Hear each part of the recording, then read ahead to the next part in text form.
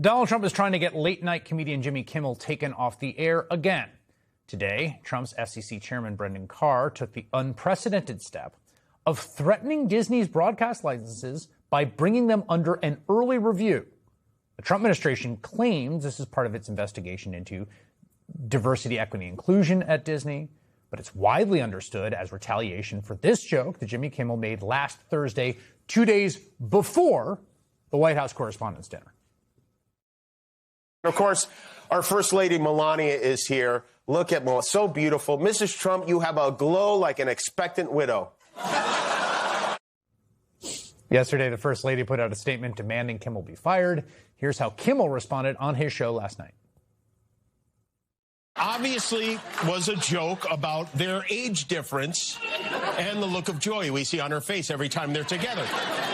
It was a very light roast joke about the fact that he's almost 80 and she's younger than I am. It was not, by any stretch of the definition, a call to assassination, and they know that. I've been very vocal for many years speaking out against gun violence in particular, but I understand that the First Lady had a stressful experience over the weekend, and probably every weekend is pretty stressful in that house. And also, I agree that hateful and violent rhetoric is something we should reject. I do, and I think a great place to start to dial that back would be to have a conversation with your husband about it, because, by the way,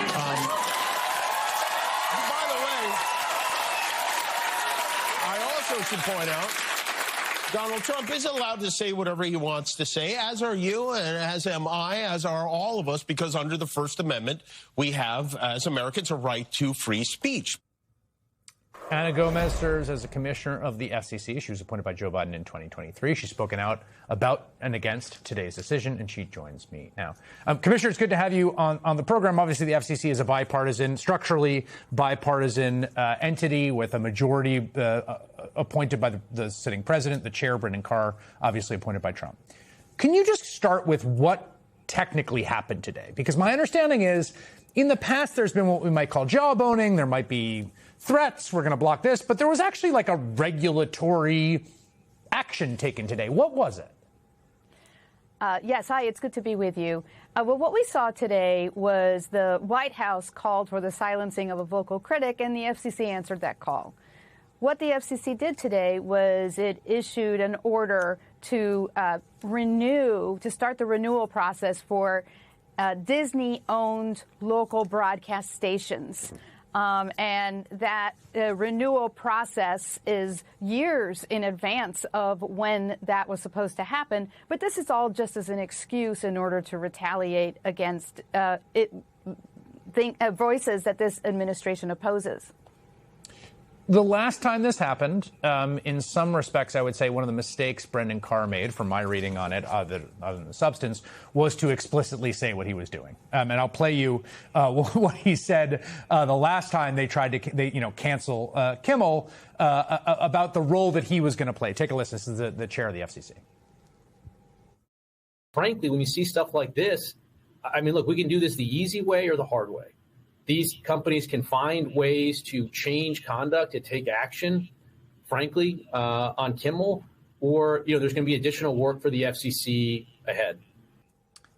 Basically saying, look, get rid of Kimmel or we're going to come after you regulatorily. Today, this is all cloaked in some DEI investigation. Do you credit that at all, or is this obviously pretextual? Oh, this is an outrageous assault on the freedom of speech by this FCC in order to retaliate against Disney and against the critics of this administration. It is unprecedented, it is unlawful, and it is bound to fail. So Disney should push back because Disney has the First Amendment on its side, and it will win against this FCC action. What do you mean by that? When you say it's bound to fail, like there's regulatory steps, there's court. What is a recourse here for a corporation that's obviously been targeted for protected speech? Yes, there is a process that this renewal process that the FCC goes through.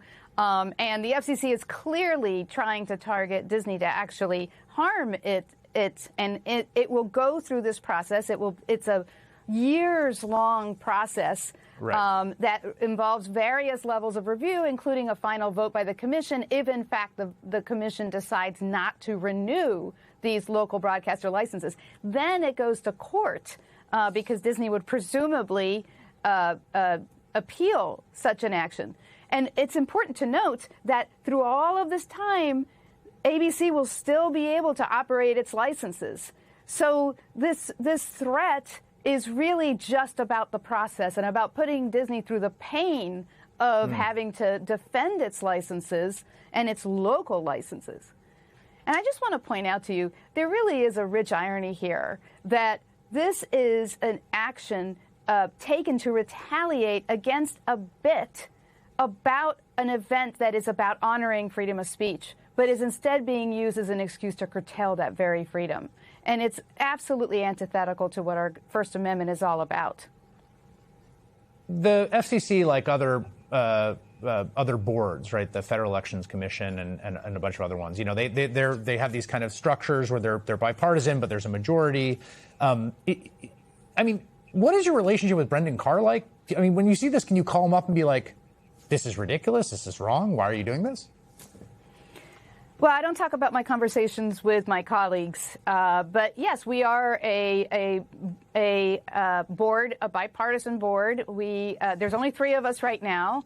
There's 2 vacancies, and we work on matters together. We often actually agree. There's a lot that the FCC does that doesn't involve curtailing the freedom of speech, but instead involves valid goals like protecting national security or making sure that we have a spectrum needed for new and innovative services.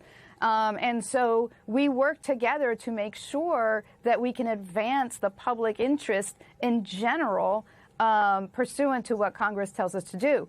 What Congress explicitly told us not to do is to censor broadcasters.